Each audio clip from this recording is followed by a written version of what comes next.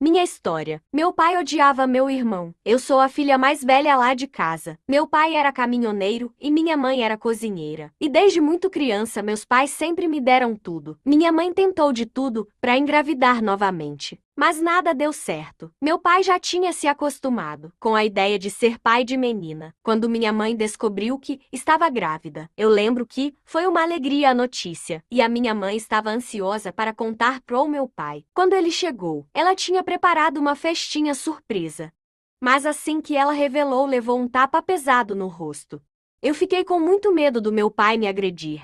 Ele gritava que a minha mãe era ordinária, que aquele filho não era dele. Ela jurou que não havia feito nada de errado, e mesmo assim, levou uma surra que deixou marcas no corpo. Meu pai revelou que não podia ser pai daquela criança, pois não podia mais ter filho, que ele não teve coragem de contar à minha mãe. A separação era certa, e toda a família, com medo do meu pai ser preso, convenceu a minha mãe a não denunciar a agressão. E assim eles viveram como dois estranhos. Até meu irmão nascer, todos achavam o bebê a cara do pai, mas ele insistia que aquela criança não era dele. Minha mãe seguiu convicta na sua certeza de fidelidade, com medo de ser tasado como corno pela cidade toda. Meu pai decidiu continuar casado, mas sem dar atenção ao bebê. Meu pai tinha muito ódio de uma criança que olhava para ele sempre com carinho e felicidade. Meu pai foi piorando e quando bebia, ameaçava jogar meu irmão no rio. Minha mãe apanhava ao tentar defender a criança. Com medo do que podia acontecer ao filho, minha mãe decidiu se separar do meu pai. E assim fez. Ela me arrumou,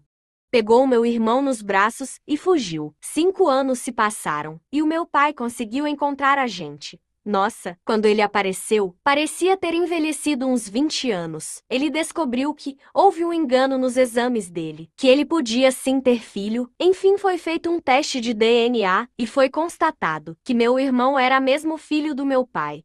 Lembro que a minha mãe chorou muito e que meu pai pediu perdão e pediu para voltar para ela, mas minha mãe estava cheia de marcas por tanto tempo, de mágoa pela falta de confiança do meu pai, e não perdoou. Hoje a minha mãe já é falecida e eu e meu irmão estamos cuidando do meu pai. Ele tá muito idoso e não conseguimos deixar ele sem amparo. Entendemos nossa mãe, que morreu sem perdoar nosso pai, pois o que ela passou foi muito forte. E você a perdoaria se estivesse no lugar da minha mãe? Se gosta desse tipo de história, já começa a seguir esse perfil.